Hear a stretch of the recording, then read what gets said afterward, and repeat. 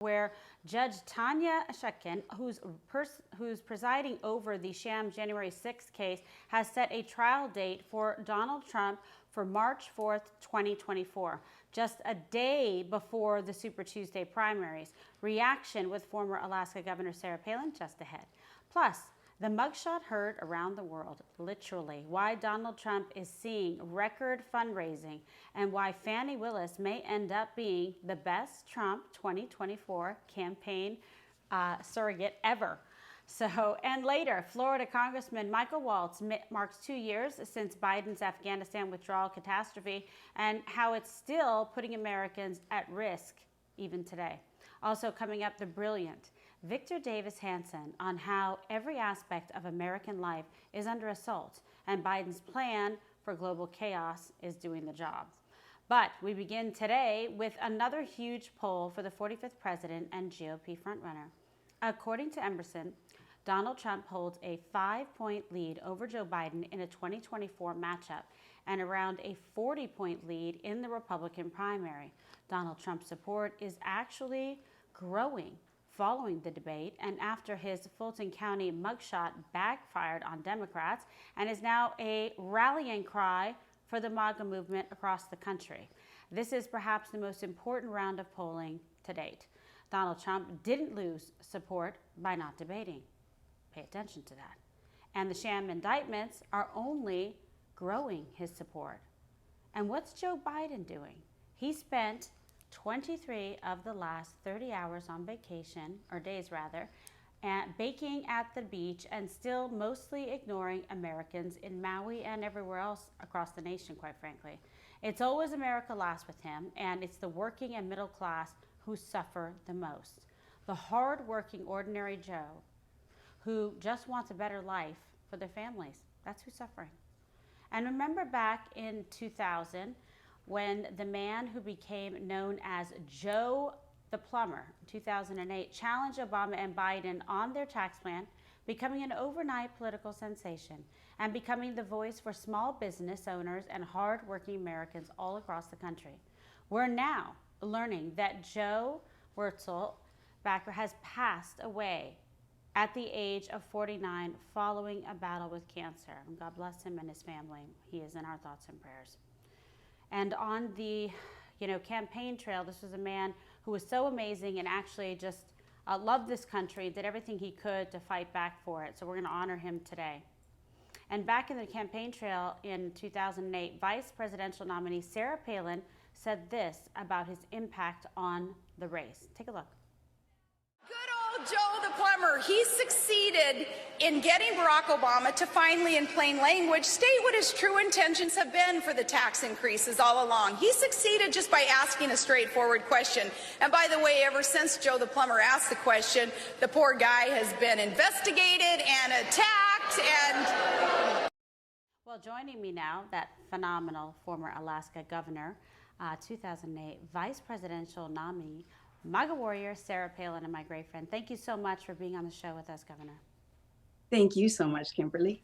Well, I know this is a tough moment, because, as soon as I heard about his passing, I'm like, oh my gosh, Sarah, because, he was just such a pivotal part of that. And I think he just resonated so much like you do, obviously to this day, with the movement, with the forgotten men and women, for that, man, woman out there fighting for their family, trying to, make a place for themselves and protect their family and their future and for future generations. We're all praying, obviously. Sarah, was a nice tribute that you did for him, for Joe's family. Talk about his legacy and what you remember about his voice during the 2008 campaign. Yeah, thank you, Kimberly. And you prefaced so well that little clip that you showed back on the campaign trail in 2008, just explaining to your audience that he was essentially a spokesperson for the rest of us, just hardworking, independent, patriotic Americans who they want government off our backs, back on our side. They want our freedoms. We're taxed enough already. All the good messages that the majority of Americans do believe in. He candidly and unexpectedly became this spokesperson for all of us. But besides that, Kimberly, he became a martyr. the left attacked him. They went after him with false accusations, with criminality, false accusations. They attacked his family, and it kind of sounds familiar, doesn't it, to what the Trump family goes through. It's such a shame. Yeah, it's really sad. But you know, he was one of those people. I mean, much like yourself, but I mean, obviously to a much larger degree. But you know, when you meet someone or they come on screen and you hear them speak, and it's just an automatic, authenticity, where there's just a genuineness and something that's so real, that's tangible, that you're like, I identify, I connect, and you understand me, you hear me. And it's that type of thing when you've seen, political figures, whether it's a moment like, that he had, or a legacy of service and governance like you have given to this country, that people don't forget. It leaves an indelible impression on your hearts and minds. And you say to yourself, I want that again. And I will know it when I see it again. It's that type of thing. Yeah, that's beautiful. And Joe and that authenticity, he represents millions and millions and millions of Americans. Again, the vast majority. There are millions of good Americans just like him, and who could articulate their concerns for our country and our future just like him. Some of us have been so blessed with having a platform. God has just opened some doors for us to allow us to speak on behalf of the majority of Americans. Now, the other day, Kimberly, I believe I spoke for the majority of Americans when I asked on another show. I asked the other day, what is it that the left is really driving towards with this fundamental transformation of America, as they steal our peace, as they steal our freedoms, as they steal our resources? They're riling us up. What is it that they want? I asked Kimberly, quote, do they want a civil war? We don't. Is that what they want? And oh my goodness, this weekend, absolutely clobbered for the comment that I made. It's a question. And the funny thing is, Kimberly, the left won't answer the question. They won't answer if that's what they want, is a civil war. Instead, they attack the messenger. Again, go back to Joe the plumber. Same thing happened with him over and over again. It's so true. They attack the messenger, and they don't have the honesty or the integrity to actually answer those questions for the American people. But they will go after an honest person for voicing a serious question that should be addressed. But that's what they do. That's their superpower, I guess. But there is a larger idea of the small business owners, the working class standing up to the swamp, and that's what really became the foundation and the backbone of the MAGA movement. And you were such a huge part of that, of sort of its birth and its creation. How do you assess the strength of that MAGA movement that you helped give birth to, metaphorically? Well, it's a continuation of the Tea Party movement. And remember, the Tea Party, the acronym TEA, it stood for taxed enough already. That's where all of this began. And the left was able to kind of hijack the narrative, hijack the definition of the Tea Party.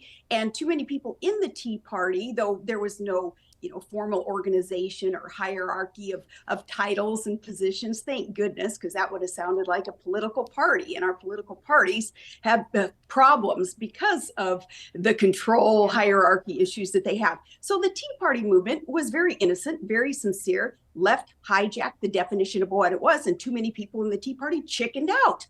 They backed up and said, oh my goodness, I don't like to be criticized like this. I don't want my family attacked. I don't like the false accusations. Well, none of us do, but somebody's got to do something. So in this continuation of the Tea Party, President Trump, he's the one. We needed a revolutionary, and he was it. He was going to allow this revolution in America, this awakening, and that is what the Make America Great Again party or movement, that's the foundation of that. It's really true. It's interesting because I'm going to ask you a debate question, but the debate, quite frankly, last week feels like almost years ago, right, at this moment, because of this news cycle and everything that's occurred and transpired in the interim.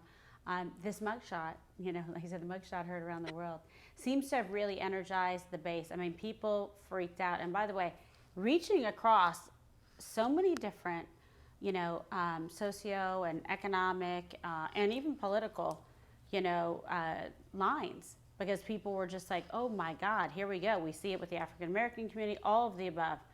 What's your reaction to that? And the DC trial date, you saw this breaking news.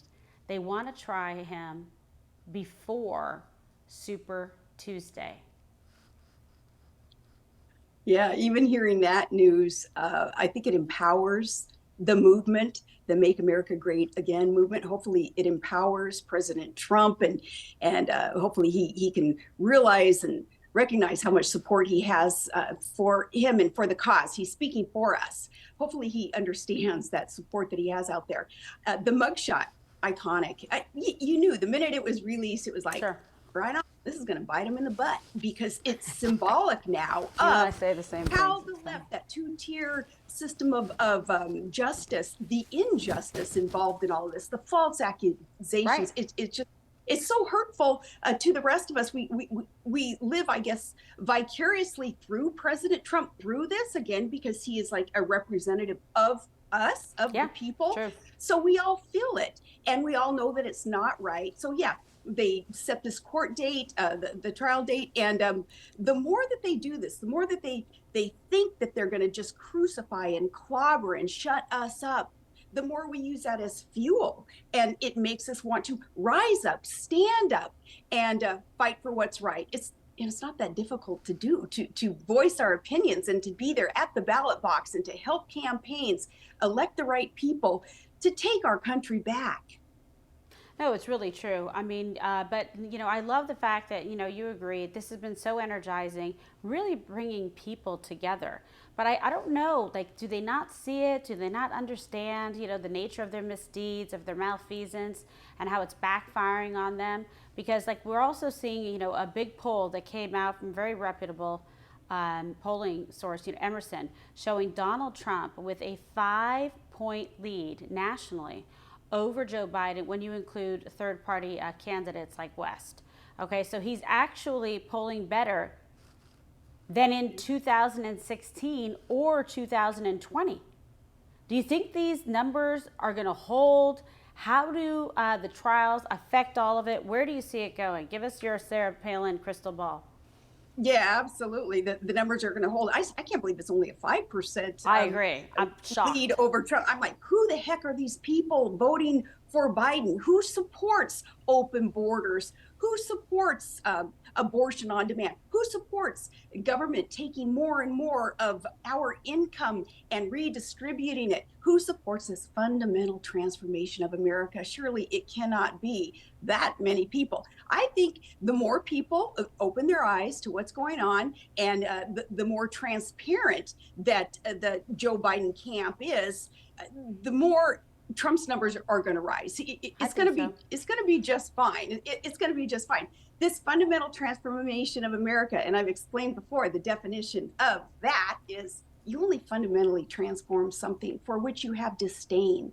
You do not like, you hate, you want to crucify and crush and destroy. That's how something. they feel about this country. That's it. And they promised that they would do that. So all these steps.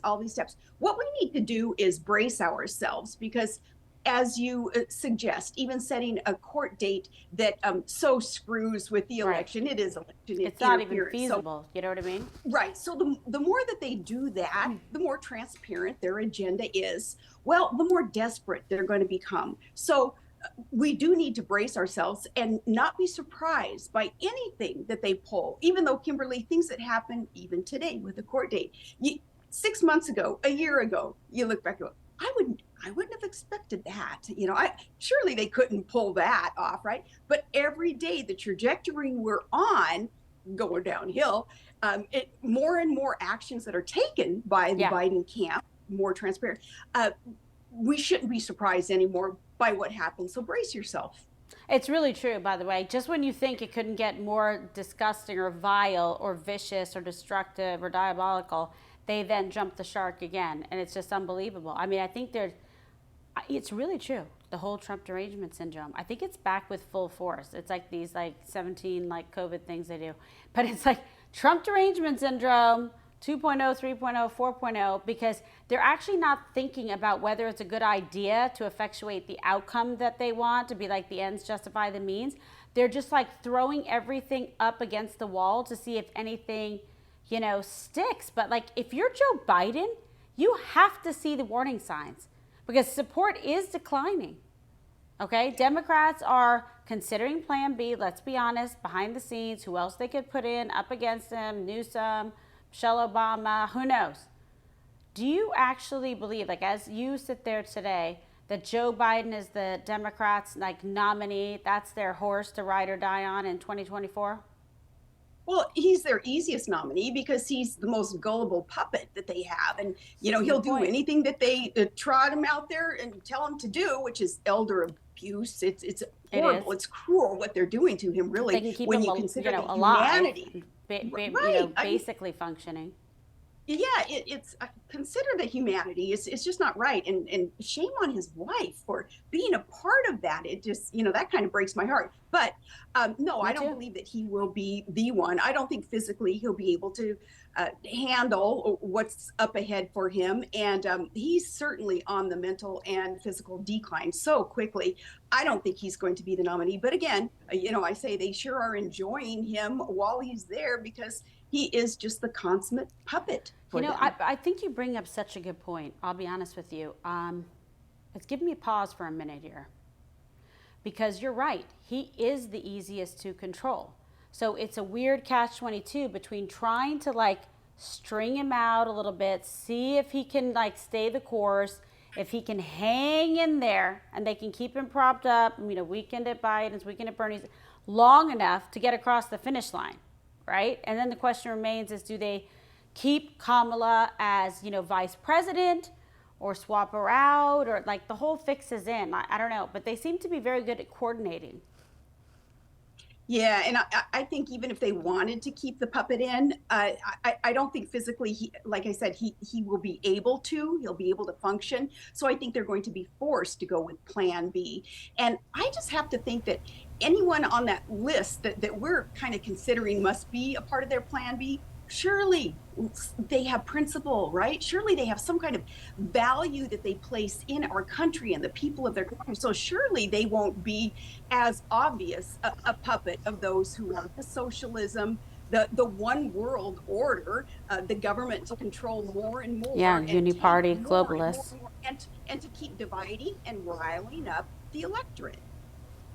I don't know. I mean, it's really true. I think they're probably a little concerned now because they're releasing more information and the mainstream media is actually putting out more truthful information a little bit about Biden, about Hunter, about all of the scandals, the corruption, the, quid pro quo, the pay for play, all of the above, compromising our national security and foreign policy with, Ukraine, etc.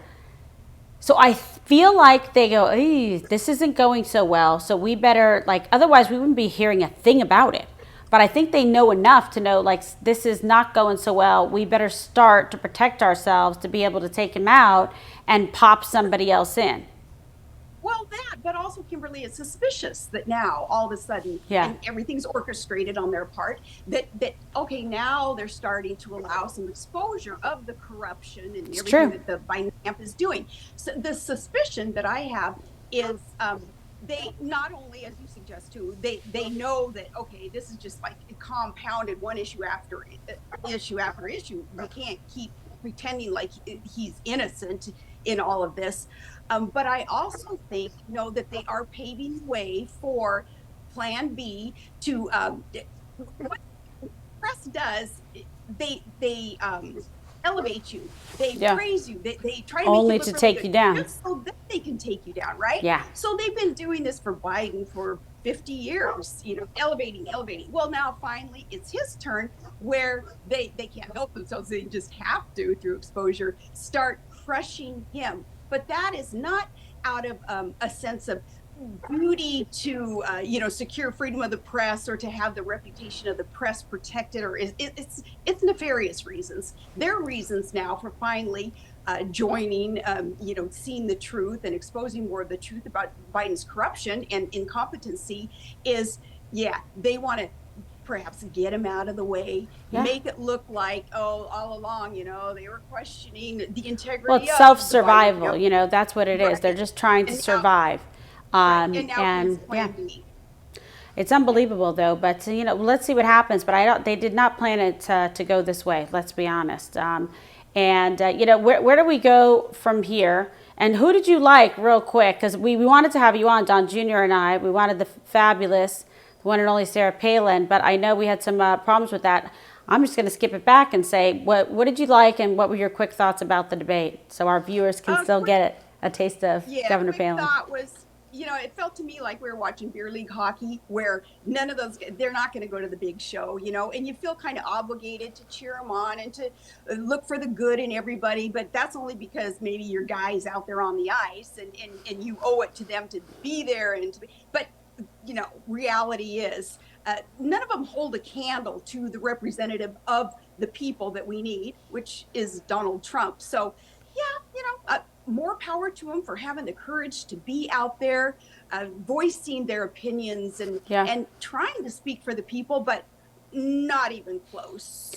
I know. So who did you like at all during it, though? Just give me, I totally concur with you. But just going through it, I thought Vivek Ramaswamy, that he was actually interesting and came off authentic. We don't know a ton about him, as Donald always points out, yet. But he definitely is somebody who's enjoyed and lived, the American dream and America first. That's fine.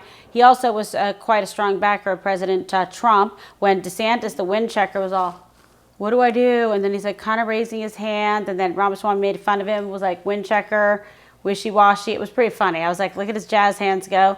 And then Tim Scott was nice. He was fine. He didn't get a lot of time. Nikki Haley tried to hit a couple punches here and there. Wasn't super impressed with her. No, our lack of enthusiasm, even for, trying to articulate the best points of each candidate. And yep, each candidate does have best points, but our lack of enthusiasm, that's indicative, I think, of the majority of Republicans and independents who just want to get to the point. The point is, President Trump is getting screwed over. He is going to be our nominee. So those candidates who are wasting resources because they're limited, they're wasting time. Can't they unify, figure this thing out, get behind the front runner, and let's get on with business? We got to get President Trump back in there in order to finish what he started. That's how we're going to be energy independent. That's how our borders finally are going to be secured. It's true. All the good things that he started, well, once we can clear the field, and hopefully it's of their own volition that they'll do this. Hopefully we don't have to go through a primary and they end up getting the 2% of the vote. I hope so. Vote. They're going to be embarrassed. So, yeah, if they can get it together, then we get to get on with business. Well, it's really true. I mean, I feel more encouraged than ever. We got through this whole fourth indictment, the mugshot, all of the above. Trump took it like a champ, as he always does. He's so battle tested. I mean, name one thing that could happen to him as president of the United States from 2024 going on forward that he could not handle. Let's be honest. Think about that. I love the way that he puts it when he and I have spoken. It's kind of our connection, I think, that we have, besides love of family, especially. He says all the time, I got nothing to lose. Personally, we have a country to lose, but personally, I got nothing to lose. What more can they do to me? It's like, oh, yeah, so many of us feel that. So, yeah. Oh, you're the best. Nothing is going to stick. You've been amazing. God bless. So we'll see what happens, but you're a great friend to this show and a great friend to me and to Don Jr. and to the family. God bless your courage and your patriotism. You're an exceptional mother, and all my love to your family and to the grandkids, the whole thing. We see you again soon, my friend. All right. God bless you. Thanks. It's the best.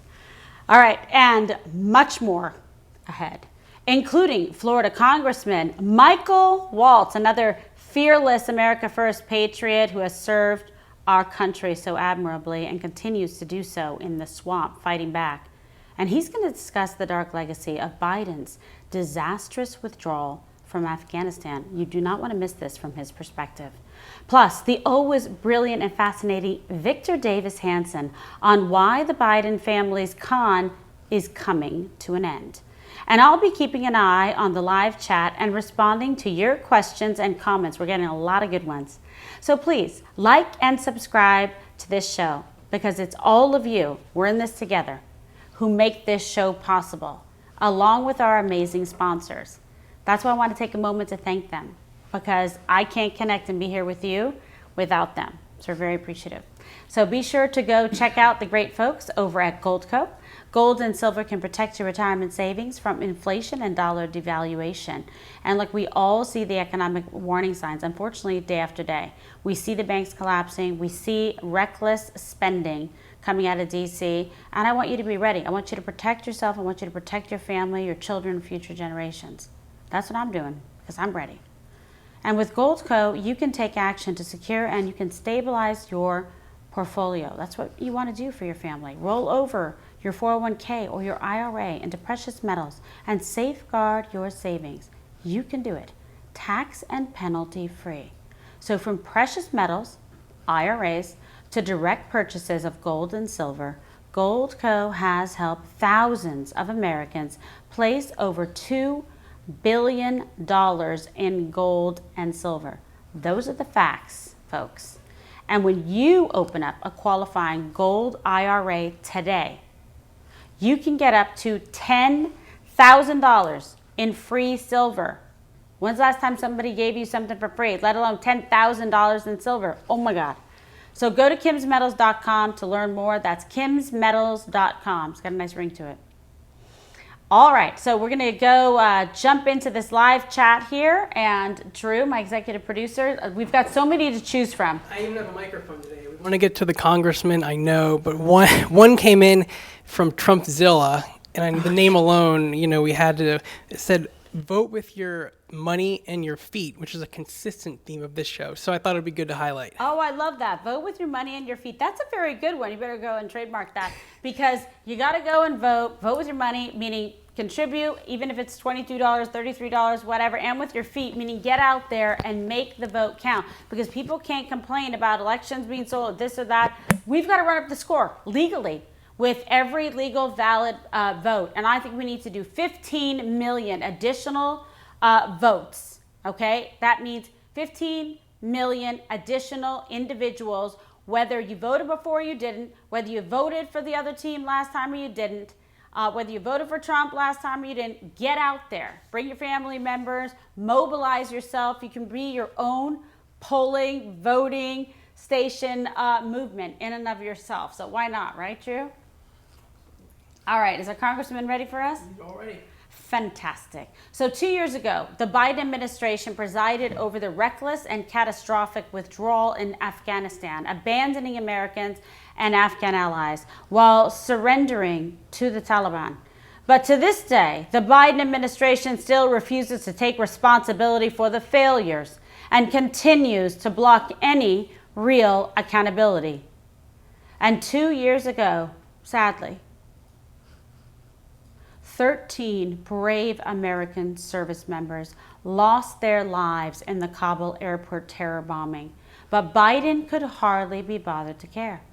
And today, Afghanistan still finds itself amid peril, and Biden still is doubling down on his America last agenda. Joining me now, Congressman for Florida's 6th District, Army Green Beret veteran who served in Afghanistan, and a great friend to myself and to Don Jr., Michael Waltz. What a pleasure to have you on the show, Congressman. Hey, great to be on with you, Kim. And yeah. Wish we had better talk about than this debacle. I know. But I know how important this is to you and to your family and to the men and women that you served with. And, you know, you continue to give so admirably of your time, of your sacrifice with your service, in the military, and now serving in a treacherous area called the swamp of DC, which is unbelievable. Afghanistan and Africa were easier than DC. That's honestly, for sure. I don't think service was tougher. It's unbelievable. You know, so the terrain in the swamp is tougher than Kabul and whatnot. But so right. I want to get kind of we're praying for all the victims in the sick and tragic shooting in Jacksonville, a cowardly act. I want to just get that out of the way at the top. That has no place in our society. If I can get a comment from you about this, because our folks at home have also been watching and following this. Yeah, no, it's sick. It was a deranged individual, and as always, our amazing first responders, the sheriff's department, the field office of the FBI. I don't have any love for the Washington D.C. folks, but the field office down there all did the right thing, got on top of it, and it's just there's still some very sick individuals out in our society, and thank God for our first responders and law enforcement.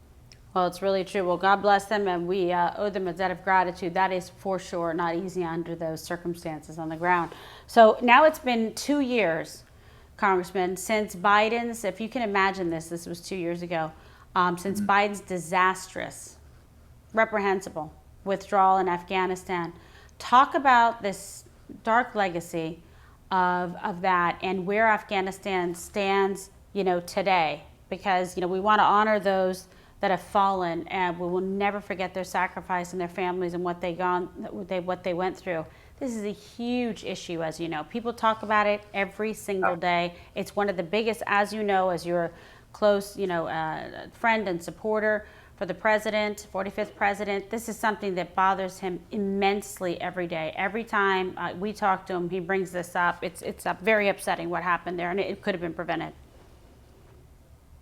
Yeah, it could have, and I just want to say right out the gate, of the many things that send me through the roof and infuriate me. It's bad enough that the Biden administration doesn't take responsibility for the worst military debacle since Saigon, but then they try to blame it on President Trump. And look, yes, he entered into what attempted to be some type of political resolution in the Doha Accords. But here's the difference with him and Biden is his advisors came to him, said the Taliban's not living up to their end of the deal. We need to leave a small force of special operators and intelligence, and the only air base, Bagram Air Base in the world that's sandwiched between China, Russia, Iran, and can keep a lid on terrorism. And you know what? He listened, as President Trump does. He loves, as you know, Kim, he takes all kinds of opinions in. He's always asking people what they think. He listened and said, even though he wanted out, a lot of us wanted out. We don't want to be there another day longer than we have to. He said, okay, this is the right thing to do.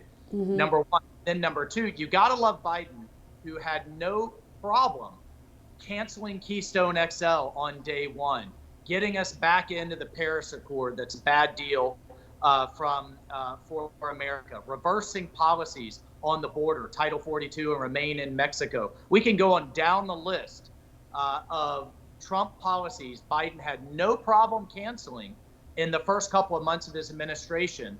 But then suddenly, when Afghanistan turns into total chaos, we're supposed to believe that he had his hands tied by that deal. It's a bunch of crap, and we should call it out every chance we get. So where are we now? Well, we still have 80,000 of our allies that stood and fought with me and so many other soldiers, believed in the values of our flag, that were willing to die for America to stop terrorism. They were left behind.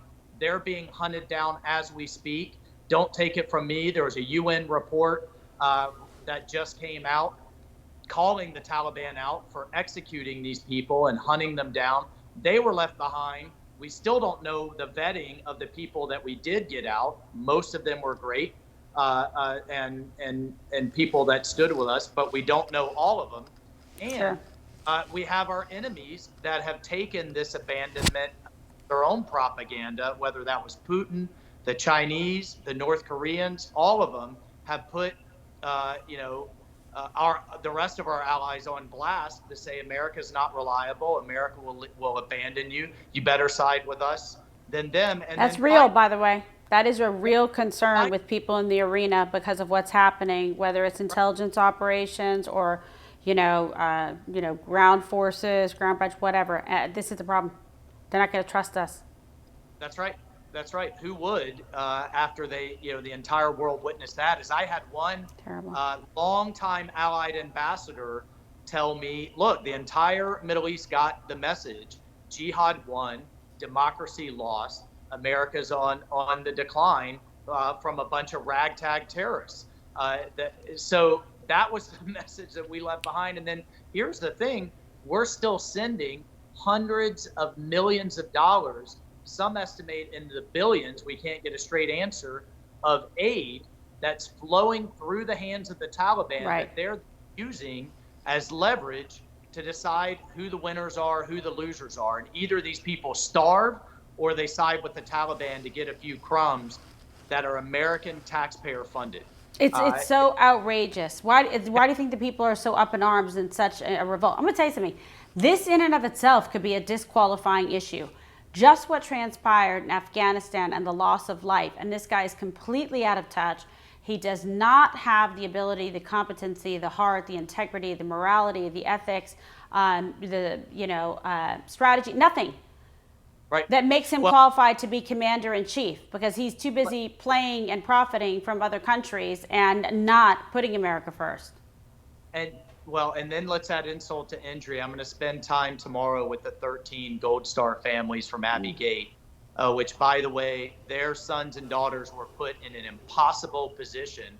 Conduct a military withdrawal, yet expose yourself to help our allies who should have gotten out before we took all of our military assets.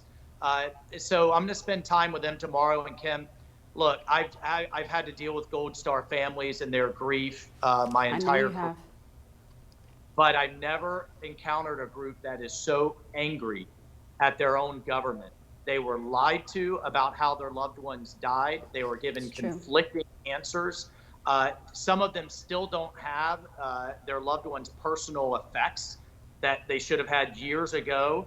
And the worst of it is that Joe Biden lied to them and said, well, I know how you feel. My son Bo came home in a flag draped coffin too, which we all know, and they know, is a complete lie and wasn't true.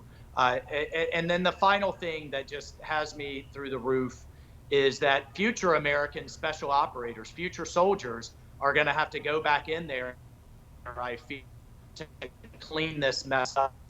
When we have no bases, no local allies, no government to deal with, and they're going to have to fight billions of dollars of our own equipment that the Taliban are now using. It's unbelievable. So it's not blood on their hands for the withdrawal. It's blood on their hands for future generations of American soldiers that are going to have to go deal with this mess if we get hit with a terrorist attack again. You're absolutely right. Now, the good folks at home are just, kind of wondering, what is the effect of this America Last, agenda around the world, and what can be done, to right all of, Biden's wrongs. I mean, it's been serious damage in so many, variety of different geopolitical regions based on his, failed policies of his administration. How do we get out of this? Where do we go from here? Well, I fear that we're going to feel it if we have, God forbid, another Pulse nightclub or San Bernardino, or God help us, another 9/11. And Biden's own general over the Middle East just testified ISIS will be able to hit the West again within 6 months. Look, at the end of the day, we want our enemies to respect and fear us. And they respected and feared President Trump. Certainly did. Who, as he told the leader of the Taliban, you violate this deal, we know where you live, and we'll take you out. At the end of the day, I can tell you, having sat across from these terrorists, they respect steel, and they know when we're willing to put bombs on foreheads. That's how deterrence works. That's how you prevent wars. That's how you keep the peace. And that's why under 4 years of President Trump, when they saw what happened to Baghdadi, when they saw what happened to Soleimani, they knew. And that's why you didn't see the world on fire like you're seeing today. So look, you know where I stand. We need to get him back into office.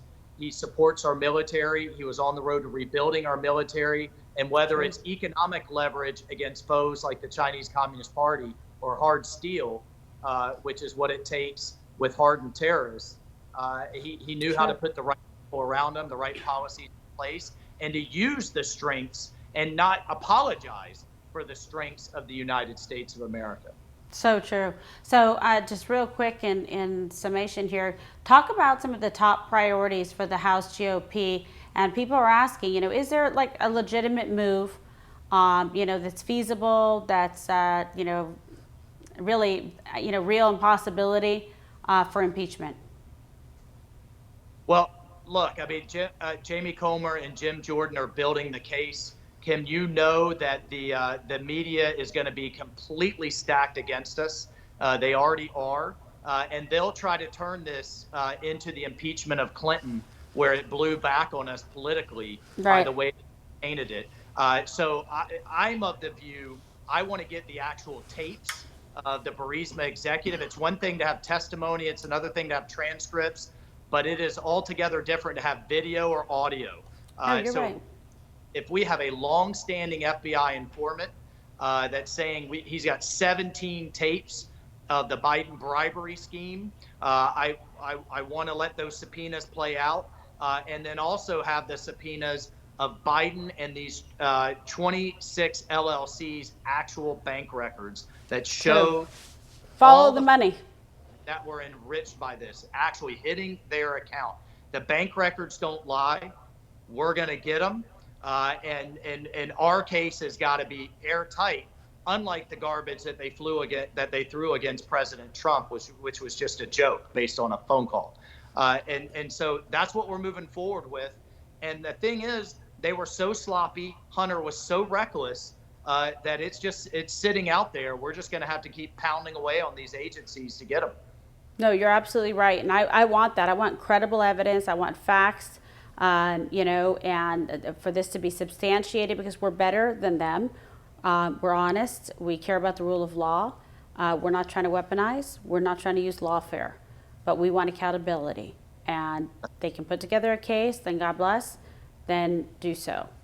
So I couldn't agree more with you. And I think the American people would support that. And if you're really serious about it, you have to do it in the right way, in a legal way, with due process, and with facts and evidence to support it. And it's out there. So it's a matter of, obtaining it in the right way, like you said. But Well, go ahead. I'm going to give you the final word before we have to let you go. I know how busy you are. No, just think about all of the things we wouldn't know in the last 7 months if Republicans hadn't taken the House.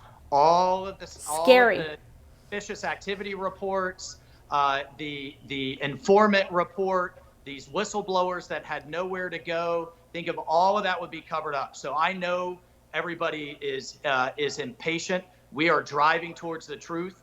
The media, the deep state, put barrier after barrier in front of it.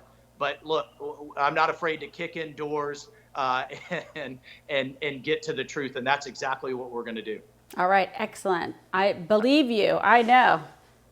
I salute you too. So Congressman Walt, thank you again for being here today with us, for everything that you're doing, fighting back in the swamp with you on our side. I like our odds. That is for sure. Pleasure to be with you. All right, thanks. And we have much more coming up with iconic writer and all-around genius, literally. Everyone uses that phrase about him. Victor Davis Hanson. You do not want to miss this. But first, I want to take a quick moment to thank another one of our amazing sponsors. So be sure to check out our good friends at Patriot Mobile, because with Patriot Mobile, you put America first with every call, all while getting the same nationwide coverage as major carriers.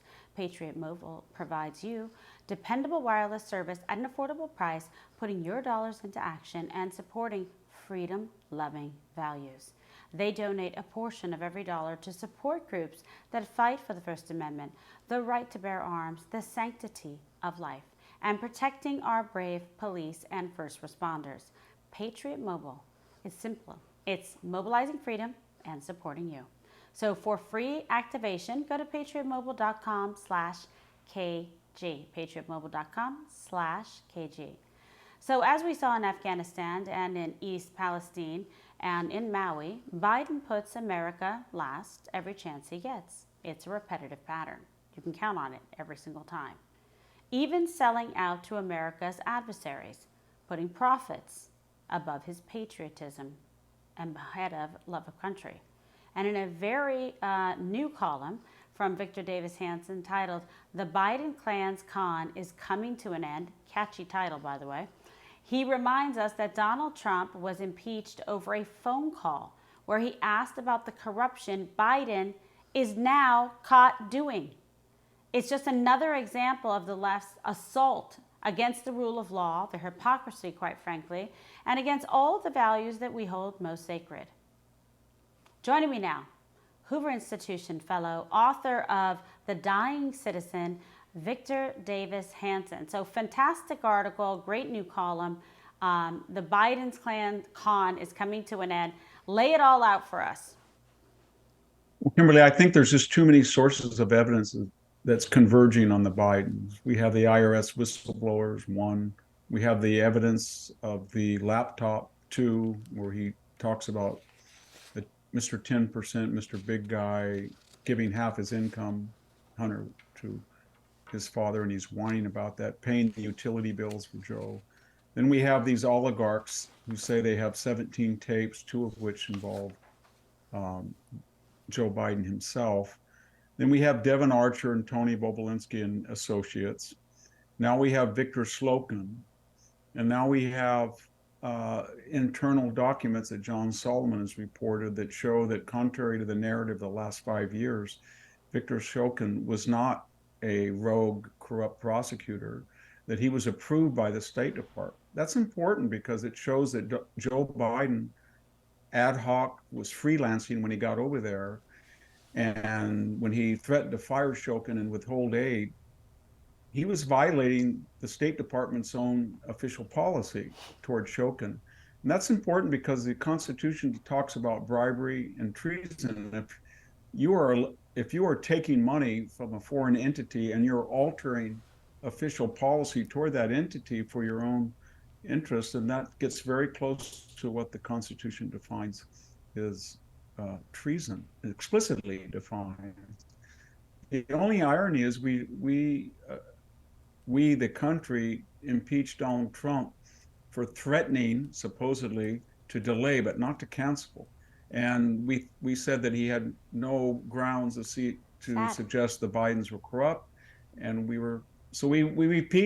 impeached a president who was not guilty of those crimes, but we didn't impeach the president who likely is, and that's ironic. It's ironic, and it's unsettling as an officer of the court and someone who actually takes the law very seriously in due process and believes in strong and sound factual and legal evaluations. To see this, occurring in this country and transpiring, the hypocrisy, it's not just buzzwords of double, two-tiered system of justice. And I want to talk to you about more broadly how American life is actually under assault under Biden. All the old reference, all the things that we used to have confidence are gone. So the FBI, we used to have a lot of confidence in investigatory intelligence operations, but now when they go after Latin-speaking mass, Catholics, they go to Latin-speaking mass, or school kids at the school board, or they do a performance armed raid at the ex-president's home, or they turn into a retrieval service for the Biden family. They go after a missing gun in a dumpster that was illegally registered by Hunter. They go after Ashley Biden's diary. They go after Hunter's laptop and suppress it for a year and don't. I mean, if you think about what the FBI and the intelligence agencies did, they came up with the most preposterous narrative you could imagine. They were basically saying in October 2020 that a bunch of gremlins in Moscow somewhere 3D printed a laptop that just happened to look just like Hunter's. And then they photoshopped and created all these photographs of Hunter. It was complete. Nobody could even believe it. And yet Joe Biden quoted that in the debate to some effect.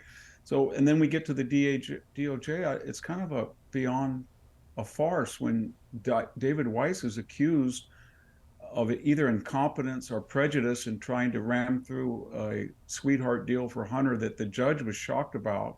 So rather than being disgraced for that gambit, he's rewarded as a special counsel. It's like the fox overseeing the hen house. And the question that I have about all of this, why are they going to such extremes to not only ruin the reputation of their institutions, but their personal reputations? It's true. And the only thing I can think of is they are absolutely paranoid.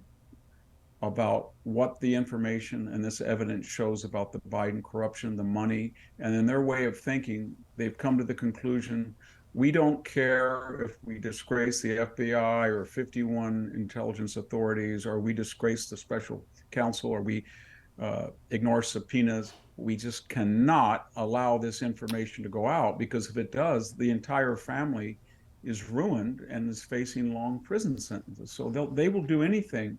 And that means sacrifice their reputations and institutional reputations rather than let the truth You surface. just wonder, Victor, why then these institutions and so many people within them, whether it's IRS or DOJ or FBI, et cetera, are complicit with this and are accepting of it. I understand the Biden family's motivation and their desire to do so and to use everyone in a transactional collateral damage, fashion.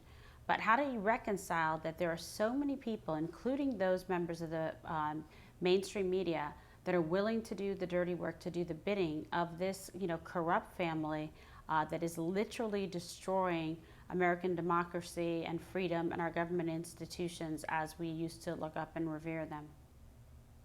I think it has something to do with the nature of Donald Trump, that when he came into office, he was neither That's the answer. accepted or liked by the bipartisan establishment, and they feared that he might be uncontrollable in their sense of the word.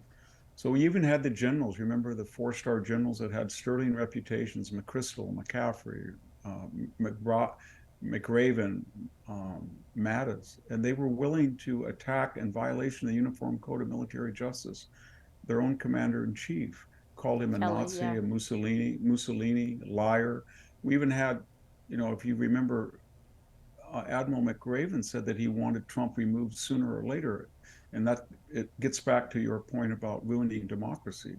And so I think we've never seen that hostility or maybe hysteria.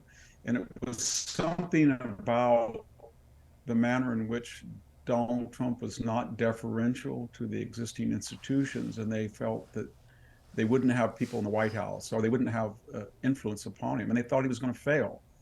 And they tried to make him fail. They tried to impeach him twice. The Russian collusion hoax, no apology. They went right to the Russian disinformation laptop, no apology for the first impeachment, nothing.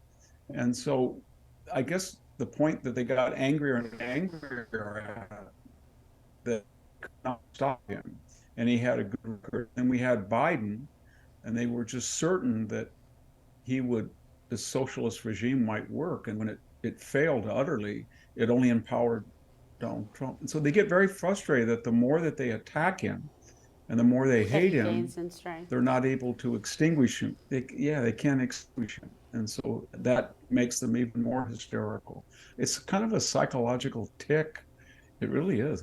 It's almost Isn't pathological. It is pathological. When you think about it, because we used to make jokes about TDS, Trump derangement syndrome, but more and more I'm like, it's like really not a joke. It's really true. And they'll even act against their own best interests because of their like obsession and sickness that's pathological, because they cannot stand him, they can't control him. And they're right, they can't control him.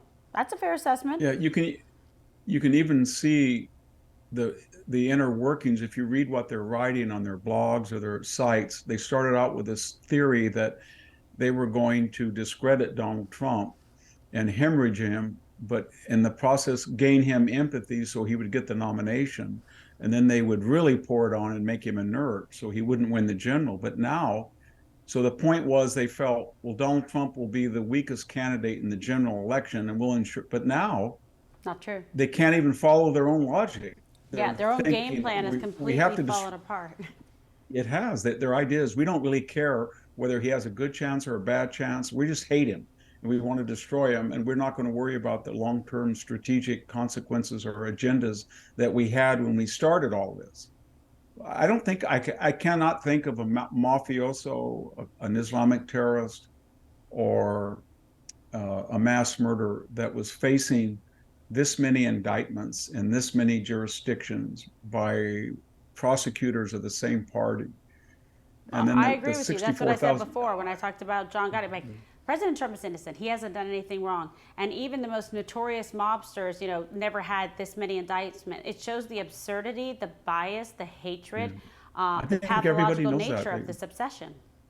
Everybody's asked these questions that never are answered. So if Donald Trump had said, this year I'm not running for office very early on, does anybody think they would go after him? No, they wouldn't have done this. They might have had a few because they hated him. So they know that. Do they know, is there any Republican? Is there any conservative rhino anywhere that wants to indict him? No. They're all of the same party. There's all of the same ideology. And the most important question, every one of these indictments, when you think about it, whether it's election denialism or it's interfering supposedly by calling up people at a registrar, they're all applicable to other Democrats. They've all done it. They've all questioned elections. 2004, Barbara Boxer tried to stop the count of the Ohio delegation. 2016, Hollywood stars went on TV in conspiratorial fashion, tried to get the electors not to reflect their popular votes in their states. So it's okay for them I to think do it, they not think, for Trump to question if each one legal valid vote was yeah, counted. I think their attitude now is, yes, we know it's bogus, and yes, it'll probably be overturned on appeal, if not at the appellate court, at the Supreme Court level or the state of Supreme Court. But we're going to do a lot of damage in the process, and we can interfere with the election this way. We don't really care about our reputation or whether, because we know at the end we will be praised and lauded and worshiped that we stopped Donald Trump by any means necessary. And that's all they're worried about. Yeah, I think you're absolutely right. And just ultimately, you know, when you get some elevation on this globally and put some perspective on it, how do you put this decline into a historical context? Well, I mean, the first important thing, it was always the forte of the United States. It could give moral instruction to emerging democracies or autocracies to switch over to democracy. There were certain things that we didn't do. We didn't criminalize the ex-president or a potential rival candidate. We didn't hound people at their homes with SWAT raids, perp walks, that kind of stuff.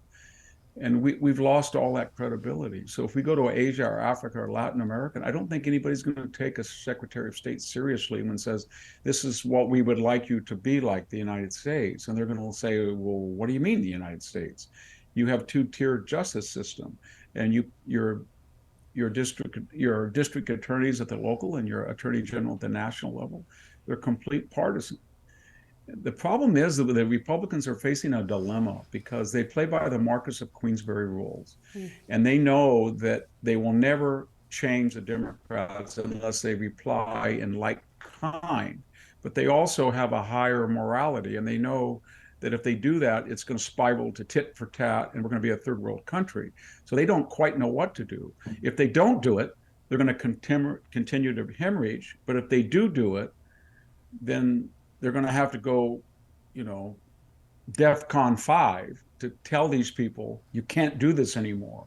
And you're going to have to pay a terrible price. And then they're going to have to pull back and say, now that we've told you that and we've punished you, let's all stop it. But if they don't, I don't think they'll ever stop because there's no price that they're going to pay. So I don't think anybody's got an answer on our side what to do. There's no incentive. It's all, when there's no consequences, and you can lie like the Russian hoax and you don't apologize, or you win a Pulitzer Prize, or the disinformation, or the bank pinging and the bank and all of these narratives, and no, they just go on to the next, and they're never held accountable. So I think the Republicans as a party and the conservative movement has to find some way to make it clear that they're going to have to pay a price. People want that. Yeah, and I think the first price they'll pay is, I think if they get a little bit more evidence and get some tax records, they're going to impeach Joe Biden, and that's going to make it very difficult. Not that they won't acquit him, but a lot of those 10 or 12 Democratic senators that are in purple districts, that are up for purple states, that are up for re-election, they're going to have to run on the fact that they acquitted somebody that has a criminal record. I mean, it looks like he's really did commit bribery, and that's, I think, the best they can do right now. No, you're absolutely right. They should impeach within, as soon as they get tax records or firm data, and they get people to Shokin and the oligarchs to produce evidence, then they should go ahead with impeachment. And I think that would make an enormous dilemma for the Democratic Senate because the evidence is overwhelming. I don't disagree. And then, at what point do they go with Plan B, because this isn't going to work with Biden? Yeah, well, I think their plan, to be frank, is that they are terrified of Kamala Harris and they want Biden under any circumstances to finish the term out. They have to. And I think they feel that's an iffy question if he can last the next year and a half. And then And at that point, I don't think he's going. It's not going to be Kamala Harris. She's not going to be the nominee. No, I think the only way they get rid of her is they know that if Joe Biden runs again, he will not be a president for 4 more years, and she'll be the president because they can't get rid of her off the ticket. The only way they can get rid of her is pray that Joe finishes his term, praise him to the skies, say that he's the greatest president we ever had, but we now have to open a new chapter and let Gavin Newsom or some other person run, and they will probably get the nomination over Kamala Harris, and they can say to her constituency, we really loved you, Kamala. You did a wonderful job, but you didn't get a delegate, just like last time. You didn't get a delegate, so you can't be president or nominee. And that's the only way they're going to get rid of her. And I think they are going to get rid of her that way. Yeah, they're going to have to, because Biden has a far better chance of winning than she does. Like, it's a nightmare. Yeah. But I don't think he can beat. I don't